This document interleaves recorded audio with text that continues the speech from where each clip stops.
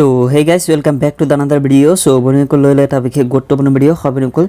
বনিকল যেকল ছাত্ৰ-ছাত্ৰী Guwahati university আন্ডাৰত BCom BSc কৰি আছে তো হেকল ছাত্ৰ-ছাত্ৰীৰ বাবে এই ভিডিওটো মোস্ট ইম্পৰ্টেন্ট আৰু বিশেষকৈ যেকল ছাত্ৰ-ছাত্ৰী অহা 9 আগষ্টৰ পৰা এক্সাম আছে ফাৰ্স্ট সেমিষ্টাৰৰ তো হেকল ছাত্ৰ-ছাত্ৰীৰ বাবে এই ভিডিওটো মোস্ট ইম্পৰ্টেন্ট হয় কিনো নতুনকৈ যেকল ছাত্ৰ-ছাত্ৰী এবাৰ অনলাইন এক্সাম দিব হেতে গম নাপায় যে অনলাইন এক্সাম কেনেকৈ দিব লাগে বা অনলাইন এক্সাম কোনটো ওয়েবসাইটত গৈ দিব লাগে বা কেনেকৈ কোৱেশ্চন ডাউনলোড কৰিব লাগে বা কেনেকৈ PDF টো বনাব লাগে লগতে কেনেকৈ এনসাৰ শিটটো আপোনালোকে আপলোড কৰিব লাগিব তো এই সম্পৰ্কে মানে বহুত ছাত্ৰ-ছাত্ৰী কনফিউজ হৈ আছে মই জানো তো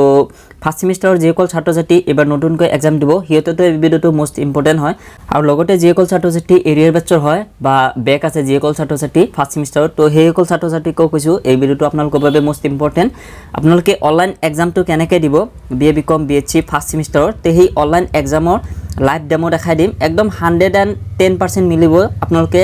মই যেনেকুৱা দেখাই দিম সেম তেনেকুৱা ধৰণে আপোনালোকে অনলাইন এক্সাম দিব লাগিব বা সেম ওয়েবসাইটতে দিব লাগিব বা সেম প্ৰসেছতে আপোনালোকে অনলাইন এক্সামটো দিব লাগিব তো মনকল এই অনলাইন এক্সামটো আপোনালোকে কেনেকৈ দিব মানে কেনেকৈ আপোনালোকে কোৱেশ্চনটো ডাউনলোড কৰিব কেনেকৈ PDF আপলোড কৰিব বা কেনেকৈ PDF বনাব সম্পূৰ্ণ আপোনালোকক দেখাই আছো তো তাৰ আগতে এই ভিডিওটো যদি এতিয়ালৈকে লাইক কৰা নাই প্লিজ লাইক কৰি দিব আৰু আমাৰ মিষ্টাৰ সগম ইউটিউব চেনেলটো যদি এতিয়ালৈকে সাবস্ক্ৰাইব কৰা নাই প্লিজ সাবস্ক্ৰাইব কৰিব ইন ফিউচাৰ আগন্তুক আপোনালোকে এনেকুৱা এডুকেশ্যন ৰিলেটেড বা অনলাইন এক্সাম ৰিলেটেড সকলোখিনি ভিডিও আপোনালোকে এটা এটাকৈ পাই থাকিব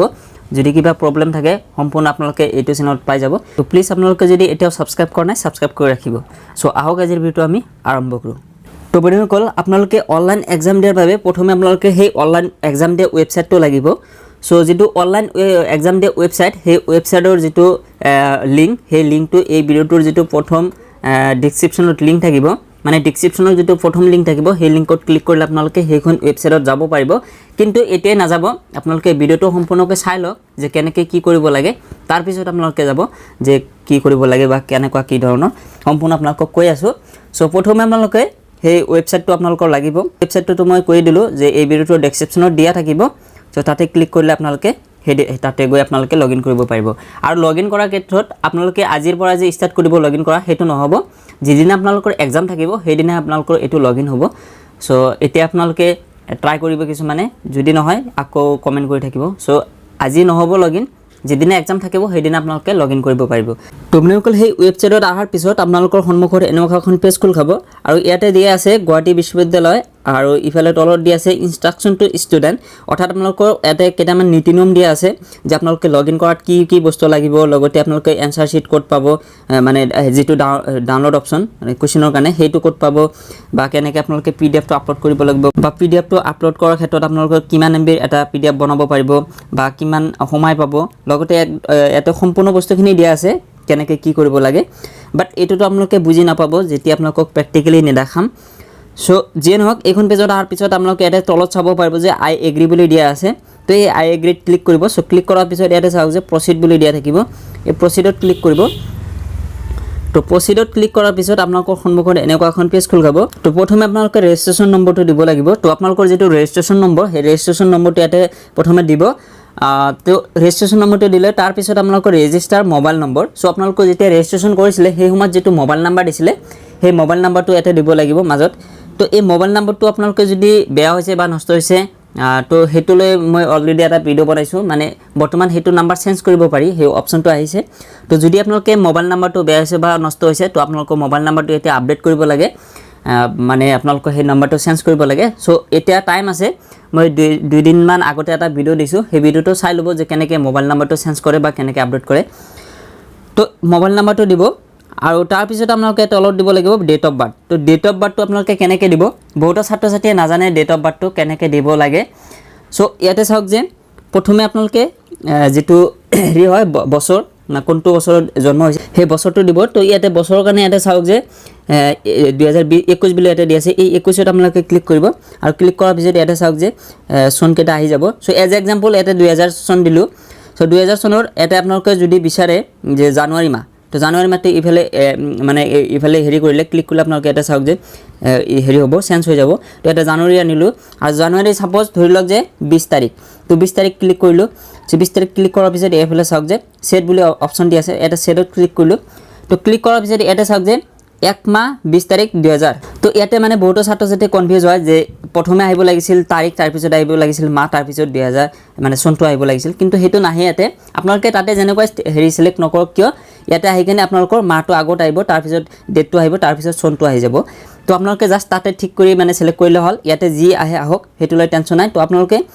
নিশ্চয় গম পালে ইয়াতে কি দিব লাগিব তে প্ৰথমে দিব লাগিব ৰেজিষ্ট্ৰেচন নম্বৰ তাৰ পিছত ৰেজিষ্টাৰ মোবাইল নম্বৰ তাৰ পিছত ইয়াতে দিব লাগিব ডেট অফ বাৰ্থ সো এইকেইটা দি আপোনালোকে প্ৰথমে লগইনত বা এই সাবমিট যেটো বটন দি আছে এই সাবমিটত ক্লিক কৰিলে আপোনালোকৰ লগইন হৈ যাব তো সাবমিটত ক্লিক কৰাৰ পিছত আপোনালোকৰ এনেকুৱা এখন পেজ আহিব আৰু এখন পেজত আহাৰ পিছত ইয়াতে চাওক যে আপোনালোকৰ সম্পূৰ্ণ ডিটেইলছ আহি যাব মানে ষ্টুডেন্টৰ সম্পূৰ্ণ ডিটেইলছ আহি যায় তো এইখন পেজত আহাৰ পিছত আপোনালোকে নিশ্চয় চাই আছে এই লেফট সাইডৰ ওপৰ কৰ্নাৰত ইয়াতে চাওক যে হোম বাটন আছে আৰু হোম বাটনৰ সাইডতে ইয়াতে দি আছে ডাউনলোড কিউ পেপাৰ বুলি সো এই ডাউনলোড কিউ পেপাৰত আপোনালোকে ক্লিক কৰিব লাগিব তো ক্লিক কৰাৰ পিছত আপোনালোকৰ সন্মুখত এনেকুৱা ডাউনলোড এটা অপচন আহিব আৰু এই ডাউনলোড অপচনত আপোনালোকৰ ক্লিক কৰিলে আপোনালোকৰ কোৱেশ্চন পেপাৰটো ডাউনলোড কৰিব লাগিব মানে কোৱেশ্চন পেপাৰটো তাতে ক্লিক কৰিলে ডাউনলোড হৈ যাব তো কোৱেশ্চন পেপাৰটো ডাউনলোড কৰাৰ পিছত আপোনালোকৰ এই ৱেবসাইটটো মানে য'ত আপোনালোকে লগইন কৰিছিলে হেতু আপোনালোকে লগ আউট কৰি দিব লাগিব আৰু লগ আউটটো ক'ত কৰে ইয়াতে আপোনালোকে নিশ্চয় অপচন চাই আছে তো এই অপচনত আপোনালোকে ক্লিক কৰি লগ আউট কৰি ল'ব তো লগ আউট কৰাৰ পিছত আপোনালোকে এনসাৰসমূহ লিখা আৰম্ভ কৰিব তো এনসাৰসমূহ লিখাৰ পিছত আপোনালোকৰ লাষ্টত গৈ আপোনালোকে পিডিএফটো বনাব লাগিব আৰু এই যেটো পিডিএফ এই পিডিএফটো বা আপোনালোকৰ যেটো এনসাৰ শীট হ'ব সেই এনসাৰ শীটটো আপোনালোকে কেনেকৈ পিডিএফ লৈ কনভাৰ্ট কৰিব হেতুলৈ মই ভিডিও এটা বনাই দিম মানে এইটো ভিডিওৰ পিছত আপোনালোকে সেই ভিডিওটো পাব মানে এই ভিডিওটো বেছি দীঘল হ'ব কাৰণে সেই ভিডিওটো বনোৱা নাই মানে সেইখিনি মই ইয়াতে এড কৰা নাই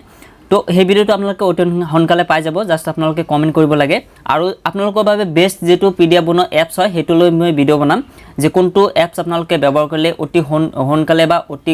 সহজে আপোনালোকে পিডিএফটো বনাব পাৰিব আৰু যদি কিবা কাৰণত এমবিটো বেছি হয় যেটো 5 এমবিত কৈ বেছি হ'ব নোৱাৰে তো এমবিটো যদি বেছি হলে আপোনালোকে কেনেকৈ কমাব পাৰিব এমবিটো সম্পূৰ্ণ আপোনালোকক তাতে দেখাই দিম তো ভিডিও হেতু মোস্ট ইম্পৰ্টেন্ট হ'ব আপোনালোকৰ বাবে অনলাইন এক্সাম দিয়াৰ বাবে তো সেই ভিডিওটো মিস নকৰিব এইটো ভিডিওৰ পিছত আহি যাব তো তাৰ পিছত আপোনালোকে সেই যেটো হেৰি পেপাৰ মানে আপোনালোকে এনসাৰ শীট হেৰিম আপোনালোকে এটাকৈ আপোনালোকে স্ক্যান কৰিব লাগিব মানে সিৰিয়েল বাই সিৰিয়েল আপোনালোকে এটাকৈ স্ক্যান কৰিব লাগিব নাম্বাৰ ওয়াইজ মানে page number wise 1 number page 2 number page 3 number page এনেকৈ আপোনালোকে পেজ নম্বৰ ওয়াইজ আপোনালোকে সিৰিয়েল বাই সিৰিয়েল সকলোখিনি এটাকৈ মানে স্ক্যান কৰিলে সো স্ক্যান কৰাৰ পিছত আপোনালোকে এটো সেভ কৰিব লাগিব তো পিডিএফ টো সেভ কৰাৰ আগতে আৰু এটা কথা আপোনালোকে পিডিএফ টো ৰিনাম তো ৰিনামত আপোনালোকে একো লিখিব নালাগে জাস্ট আপোনালোকে পেপাৰ 1 পেপাৰ 2 পেপাৰ 3 এনেকৈ লিখিলে হৈ যাব তো পিডিএফ টো বনোৱাৰ পিছত আপোনালোকে কি কৰিব আপোনালোকে সেই ৱেবসাইটত আকৌ যাব লাগিব সেই ৱেবসাইটত আপোনালোকে যোৱাৰ পিছত আপোনালোকে সেম প্ৰসেছত লগইন কৰিব লাগিব মানে